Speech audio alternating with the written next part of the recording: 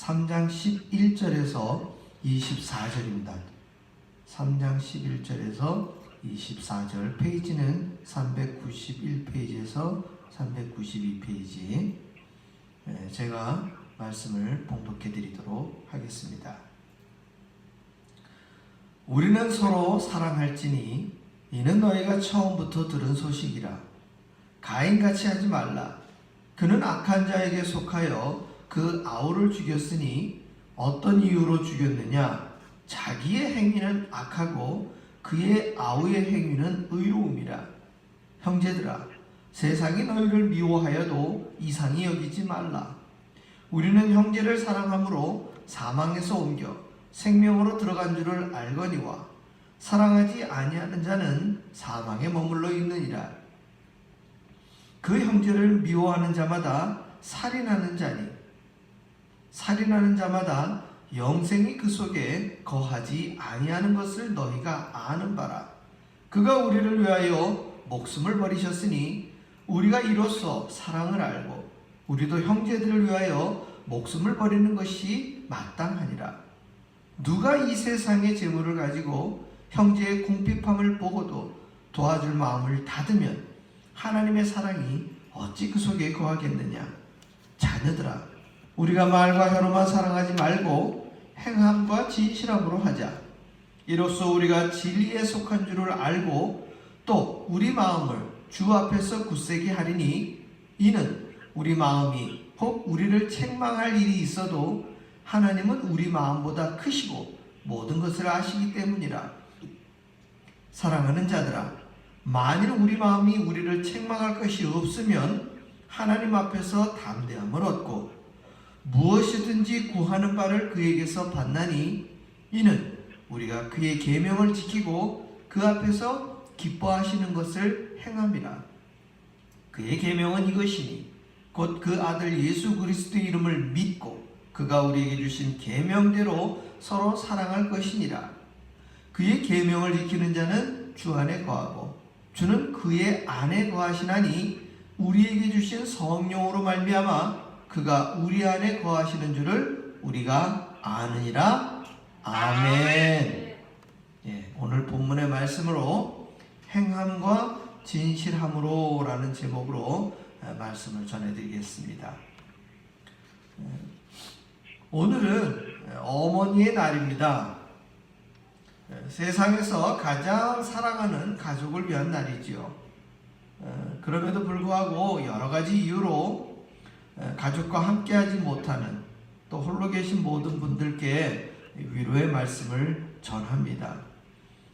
저 역시도 티네이저 시절에 이 신앙생활을 할 때에 저만 예수님을 믿고 교회에 혼자 나갔었는데 교회에서 열심히 신앙생활을 하는 덕분에 여러 시간들에 앞에서 찬양 인도도 하고 성가대도 서고 여러 이런 교회에 봉사하는 직분들을 어린 나이에서부터 열심히 했었어요.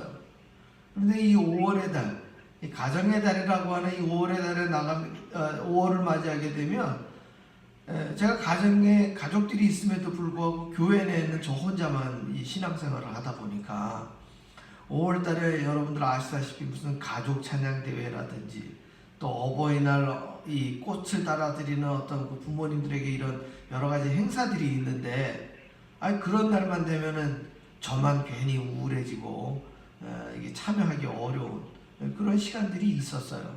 이제 그런 부분들을 목사님께 말씀을 드리겠습니까? 어떻게 하겠습니까? 근데 이제 이러한 부분들이 시간이 지나서 제가 목회하는 이런 교회의 신앙생활에서도 여실히 우리 성도님들 가운데에 그러한 부분들이 나타나게 됩니다.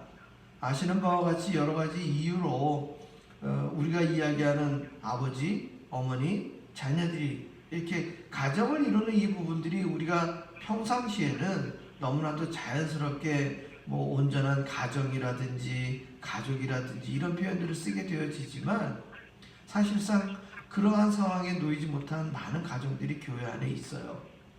그러다 보면 그 연약한 그런 부분들, 마음들을 따로 드러내지 못하고 오히려 이 5월 가정의 달에 슬픈 마음으로 기도하게 되는 성도님들이 계십니다.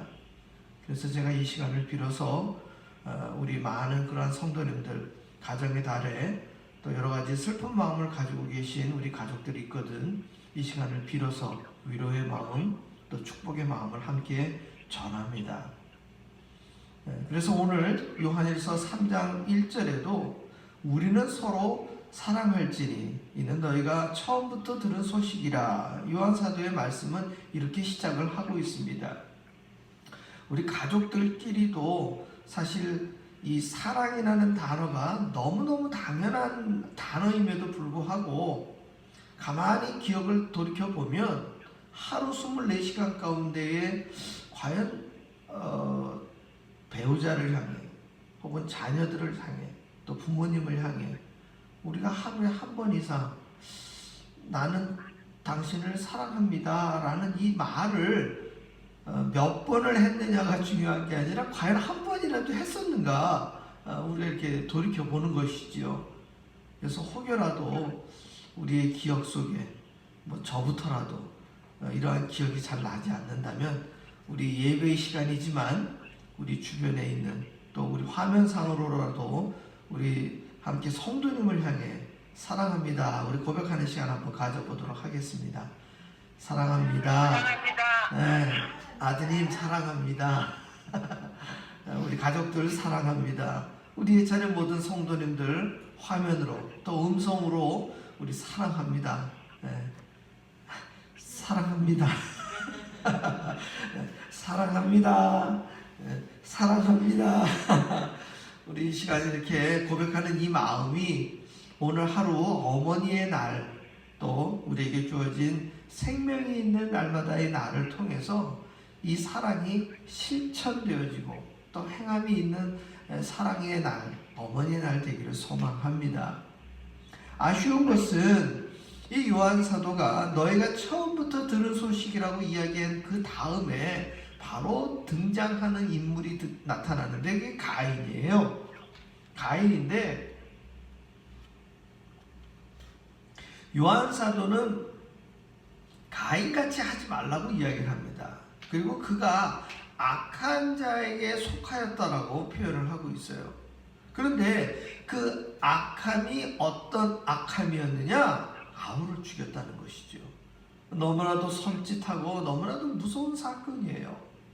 사실 부모와 자녀 간의 그 관계성을 제외하고 나면 사실 형제, 자매, 남매 이러한 관계성은 인류 역사상 가장 가까운 관계이지요. 그런데 가장 가까운 가인과 아벨의 형제 관계에서 최초의 범죄가 일어납니다. 우리가 성경을 볼 때에 인간이 하나님께 가장 큰 죄를 범한 것은 선악을 알게 하는 나무의 실과를 따먹으로 말미암아 불순종한 죄예요. 이것을 우리가 원죄라고 이야기합니다. 그런데 인류끼리 즉 사람들 사이의 최초의 범죄는 가인이 저지른 살인의 범죄예요. 그래서 그 죄의 경중은 좀 차이가 있지만 인류 역사상 가장 끔찍하고 무서운 범죄를 가인이 살인을 행함으로 저질렀다는 것이죠. 이랬을 때에 이 형제가 형제를 살해한 이 범죄의 사건, 이것을 우리 예수님께서 우리를 형제라 칭하고 우리를 친구라 칭하면서 당신은 죄가 없음에도 불구하고 우리 사람들의 죄를 대신하여 예수님께서 십자가에서 죽으신 사건, 그래서 최초의 살인 범죄는 가인이 저질렀지만 이 무시무시한 사건을 마무리 짓고 사랑으로 감싸는 사건은 우리 예수님께서 십자가의 사건으로 마무리를 하셨다라는 것이죠. 그래서 오늘 우리 요한 사도 역시도 오늘의 본문 가운데에 16절에 이렇게 이야기를 했습니다. 15절과 16절이 이 내용이 함께 포함되어 있는데요. 그 형제를 미워하는 자마다 살인하는 자니 살인하는 자마다 영생이 그 속에 거하지 아니한 것을 너희가 아는 바라. 16절에 그가 우리를 위하여 목숨을 버리셨으니 우리가 이로써 사랑을 알고 우리도 형제들을 위하여 목숨을 버리는 것이 마땅하니라. 이렇게 사도 요한은 오늘 초대교회 공동체에 보내는 이 서신을 통해 우리에게 오늘날까지도 말씀을 전하고 계신 거예요. 처음 살인한 가인은 자신의 육신의 형제를 죽였지만 오늘 예수님은 사도 요한을 통하여 주는 이 형제라는 단어는 단순히 그 육신의 형제의 범위를 벗어나서 더 큰 하나님을 믿는 모든 하나님의 자녀들은 초대교회 공동체 안에서 다 뭡니까? 형제요 자매로 지칭되어지지요. 그래서 이 형제를 사랑하는 것이 마땅하다라는 이 표현은 단순히 가정 안에서 육신의 형제들뿐만 아니라 우리가 영적으로 함께 하나 된 하나님의 자녀된 교회 공동체 안의 모든 형제 자매들을 아우르고 또 거기서 더 나아가서 복음으로 하나님의 자녀가 될 준비된 영혼들까지. 그 얘기는 결국 무슨 얘기입니까? 이 땅에 생명을 갖고 살아가는 모든 사람들을 사랑하는 것이 마땅하다는 것을 오늘 사도 요한은 말씀을 통해 우리 가운데 주시고 있는 거예요. 따라서 형제를 미워하지 않고 사랑하는 사랑은 부모가 자녀에게 가르치는 가정교육 이상으로 성경에서 하나님이 당신의 자녀에게 주시는 사랑의 행위는 모든 율법의 근원이 되는 거예요. 그래서 많은 모세가 준 율법들이 있지만, 십계명을 비롯해서 다양한 율법들이 있지만 예수님도 우리에게 주신 율법이 뭐였습니까? 크고 분명한 율법, 하나님을 사랑하고 이웃을 내 몸과 같이 사랑하는 거예요. 그래서 이 내 형제를 내 몸과 같이 사랑하는 것, 우리가 이웃을 내 몸과 같이 사랑하는 것, 이것은 같은 의미로 우리의 삶 속에 적용이 되는 것입니다. 그래서 오늘 말씀의 그 행함과 진실함으로 라는 이 말씀의 제목이 있는 오늘의 본문의 말씀이 바로 18절에 나와 있는데요. 우리 18절의 말씀, 그러니까 17절과 18절의 말씀을 제가 한번 또 봉독해 드립니다. 누가 이 세상의 재물을 가지고 형제의 궁핍함을 보고도 도와줄 마음을 닫으면 하나님의 사랑이 어찌 그 속에 거하겠느냐. 자녀들아, 우리가 말과 혀로만 사랑하지 말고 행함과 진실함으로 하자. 이렇게 표현하고 있어요. 우리가 야고보 사도의 그 글, 야고보서에서도 보게 되어지면 그 교회 공동체 안에 들어온 사람들에게 배부를지어다, 따뜻하게 할지어다, 이렇게 하는 말이 그 사람들에게 무슨 도움이 되겠느냐라는 표현이 있어요. 그 얘기는 뭡니까? 배고픈 교회 공동체 안의 사람들에게는 무엇을 해야 돼요? 먹을 것을 서로 나누어 줘야 되는 거고, 추위에 떨고 있는 교회 공동체 사람들이 있으면 어떻게 해야 됩니까? 우리의 겉옷을 나누어 줄 수 있는 것이 그리스도의 사랑을 선포하고 행하는 실제적인 복음이라는 거예요. 실제적인 복음. 그래서 우리가 행함과 진실함으로 라고 되어져 있는 오늘의 본문의 말씀을 저와 여러분의 삶의 자리에서 실천하는 것은 아주 간단합니다. 첫 번째는 세상의 재물을 가지고 궁핍한 형제를 돕는 것이 중요한 거예요. 그리고 두 번째는 형제를 위하여 목숨을 버린 최고의 사랑을 요한은 예수님의 삶을 통해 보여주고 있는 것처럼 저와 여러분이 주어진 삶 속에서 날마다 우리가 사도 바울의 표현대로 한다면 날마다 자신을 쳐서 복종시킴에 있어서 자신을 죽이는 거예요. 그래서 우리가 우리의 마음에서 우러나는 모든 신앙적인 내용을 우리의 주어진 실제의 삶에서 행동으로 옮기는 것이 우리 믿는 이들이 실제적인 말씀과 복음을 행함과 진실함으로 한다는 것이죠. 그래서 다른 이의 잘못을 덮어주는 것, 우리가 형제 사랑의 가장 큰 것들 중에 하나는 뭐냐면, 우리가 칭찬과 격려를 통해서 우리 주변의 저와 여러분과 함께 이 땅을 밟고 사는 모든 사람들을 칭찬과 격려로 끌어주고 감싸는 것 참 중요합니다. 왜냐하면 저와 여러분 마음속에는 우리가 죄인의 DNA가 들어있기 때문에 자꾸 판단하고 자꾸 지적하고 싶은 마음들이 날마다 이 목구멍까지 올라온다는 거예요. 그래서 다른 형제에 있는 그 티는 보면서 내 속에 있는 들보는 깨닫지를 못하는 거예요. 이것이 죄인된 우리 인간들의 습성이에요. 이 습성을 해결하는 것이 바로 오늘 20절에 나와 있는 말씀이에요. 이는 우리 마음이 혹 우리를 책망할 일이 있어도 하나님은 우리 마음보다 크시고 모든 것을 아시기 때문이다. 우리가 때로는 그 책망하고 형제를 지적하는 일이요, 세상의 기준으로 하지 않아요. 우리가 성경을 배우고 익힌 만큼 교회 공동체 안에 있는 형제나 자매에게 우리가 지적을 할 때 말씀의 기준으로 지적하고 있는 내 자신을 발견하게 된다는 거예요. 심지어 목회자인 저 역시도 교회 공동체 안에 섬기는 우리 성도님들을 섬겨야 되는데, 때로는 제가 가지고 있는 율법의 잣대를 가지고서 성도님들을 바라보고 있는 저 자신을 깨닫게, 이렇게 발견하게 되는 경우들을, 자각하게 되는 경우들을 만나게 된다는 거예요.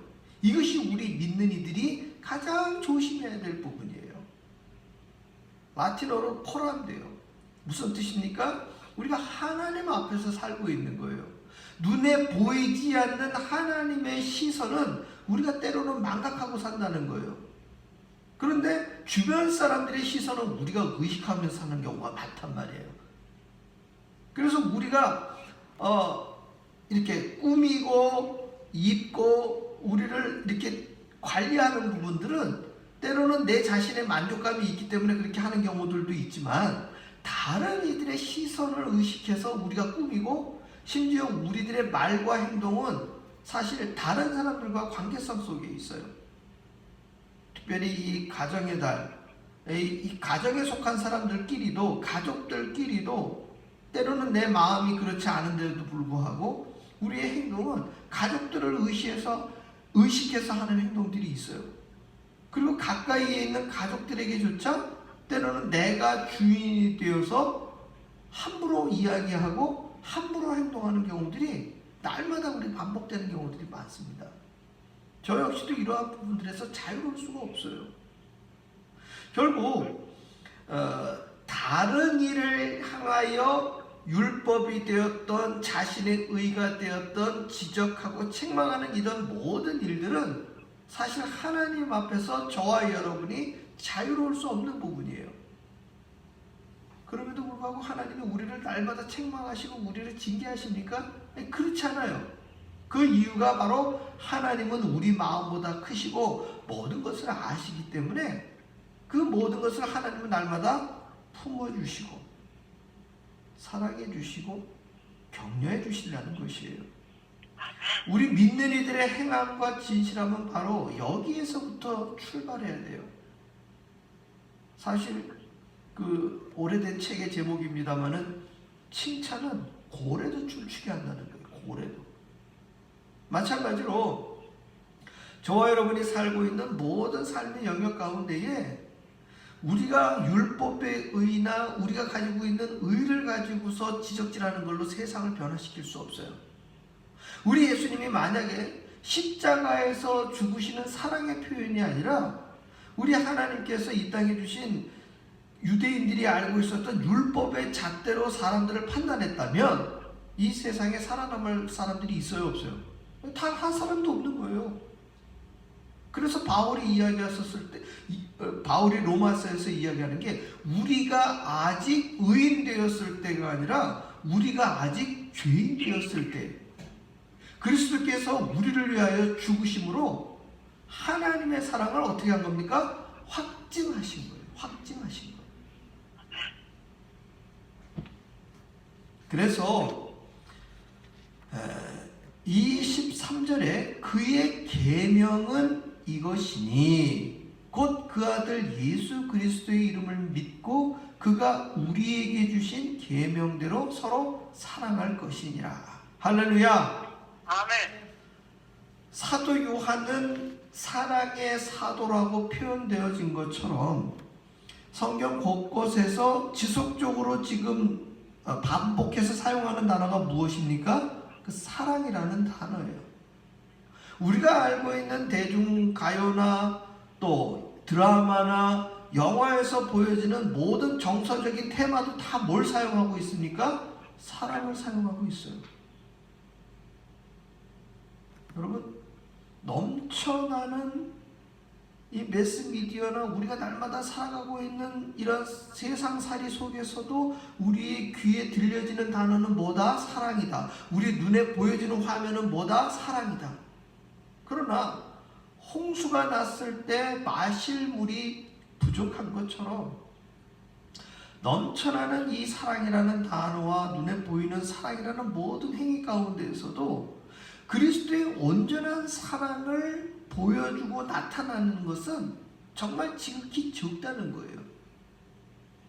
말과 혀로만 하는 그러한 사랑이 아니라 행함과 진실함으로 나타내는 사랑이 부족하고 힘든 것이 저와 여러분이 살고 있는 오늘의 삶입니다. 그러나 그럼에도 불구하고 우리가 이 코로나 바이러스 사태 가운데에서도 행함과 진실함이 정말 빙산에 보여지는 일각이 아니라 잠기어진 그 바닥 밑에 그 묵직함이 오늘날 도도히 흐르고 있는 것을 우리는 발견하게 됩니다. 그 이유는 무엇입니까? 우리 믿는 이들이 그리스도의 사랑을 묵묵히 실천하고 있는 것이 저와 여러분의 삶 속에 그리고 이 세상의 삶 속에 나타나기 때문입니다. 여러분 기억하십시오. 그리스도인의 믿음은 현재의 어렵고 힘든 삶을 이기기 위한 것만이 결코 아닙니다.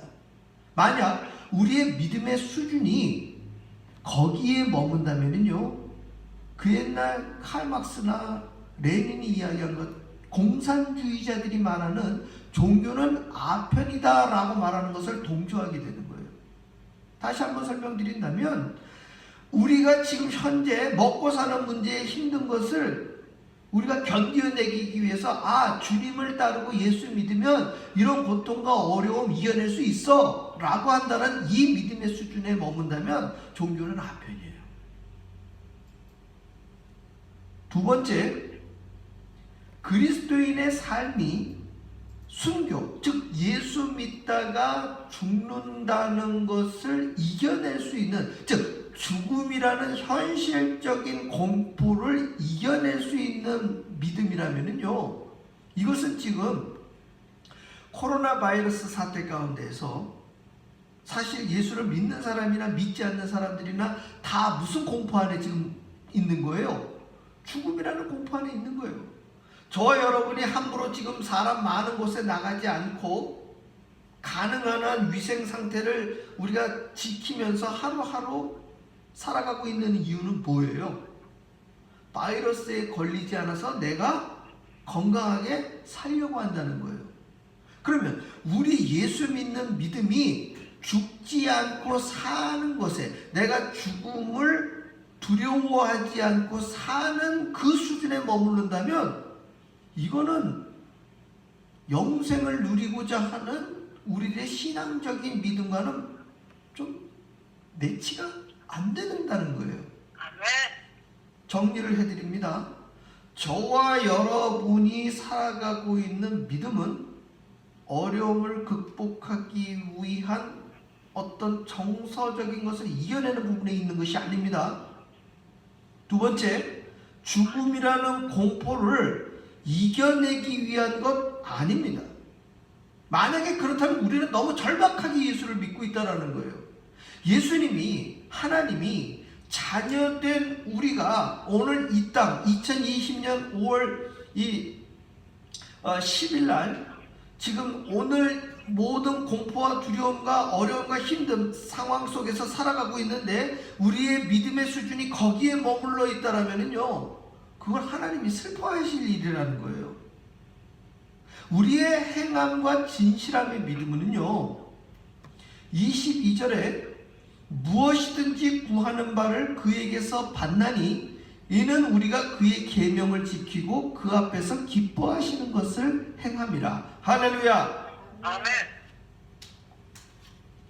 무엇 하는 것을 행한다고요? 우리 주님이 기뻐하시는 것을 행하는 거예요. 기뻐하시는 것을 행하는데 우리가 죽지 못해 살고 두려움을 이기기 위한 믿음으로 무슨 종교는 앞에 있는 것처럼 살아간다면 그건 주님 주신 기쁨과 감사의 삶과는 거리가 먼 거예요. 우리의 신앙의 핵심은 어디에 있느냐? 다시 한번 사랑으로 돌아옵니다. 이 사랑이 1차적으로는 우리 가족들 간의 사랑을 통해서 누구를 경험하는 거예요? 하나님 아버지를 경험하는 거예요. 즉 육신의 부모님을 섬기면서 우리는 누구를 만나는 거예요? 하나님 아버지를 만나는 거예요. 거기에서 엄격하고 날마다 잔소리하는 부모님으로 각인되는 것이 아니라 나의 오늘의 삶을 사랑으로 감싸 안아주시고 특별히 어린 자녀들 진자리 마른 자리 갈아 눕히며 항상 먹을 것을 공급해주고 사랑으로 끌어안는 그 하나님의 사랑, 내가 기도하지 않고 내가 간구하지 않았음에도 불구하고 나에게 주어진 날마다의 삶을 공급해 주시고 생명을 주시는 그 하나님의 사랑을 우리는 어떻게 하는 거예요? 부모님을 통해서 알게 된다는 거예요. 그렇다면 자녀를 통해서는 또 어떻습니까? 우리에게 날마다 주시는 그 자녀들을 통해 하나님의 마음이 무엇인지 부모된 자들은 깨닫게 되는 거예요. 아시는 바와 같이 자녀를 볼 때마다 100번이면 100번, 1000번이면 1000번 항상 이쁘고 끌어안고 싶고 뽀뽀해 주시고 싶고 그렇습니까? 부모들이 갖는 대부분의 상처나 아쉬움은 어디로부터 오느냐? 자녀를 키우면서 우리가 만나게 된다는 거예요. 그랬을 때에 하나님께서 나를 바라보실 때 그 마음이 있음을 우리는 알게 된다는 것이죠. 아멘. 그렇다면 우리가 하나님께 간구해야 될 것은 뭐냐? 먹을 걸 달라, 입을 걸 달라, 잠잘 것을 달라 하는 그 신앙이 아니라 내 모습이 이렇게 부족하고 연약함이 많고 죄덩어리이고 하나님 마음에 드는 거 요만큼도 없음에도 불구하고 오늘도 나를 끝까지 사랑해 주시는 그 하나님을 경험하게 된다는 거예요. 그렇다면 우리는 오늘 우리에게 주어진 삶을 통해 정말 진정한 사랑이 무엇인지, 하나님께서 세상을 이처럼 사랑하사 독생자를 주셨으니 이는 저를 믿는 자마다 멸망치 않고 영생을 얻게 하려 하심이라는 이 말씀은 단순히 예수 천당 불신지요 이것의 기준이 있는 사랑이 아니에요. 세상을 이처럼 사랑하신 하나님의 사랑은 우리의 죄된 인간이 다 알 수 없는 그 깊이와 넓이가 그 안에 담겨져 있는 거예요. 우리의 육신의 부모님에게도 마찬가지 아니겠습니까? 우리가 부모님의 사랑을 깨닫고 그 사랑에 감격해서 우리가 그 부모님의 은혜에 무언가 해드리려고 할 때쯤 되어지면 우리 육신의 부모님은 이 땅에 계시지 않은 경우가 허다합니다. 그랬을 때 우리의 마음속에 남는 것은 공허함이요, 아쉬움이요, 안타까움이에요.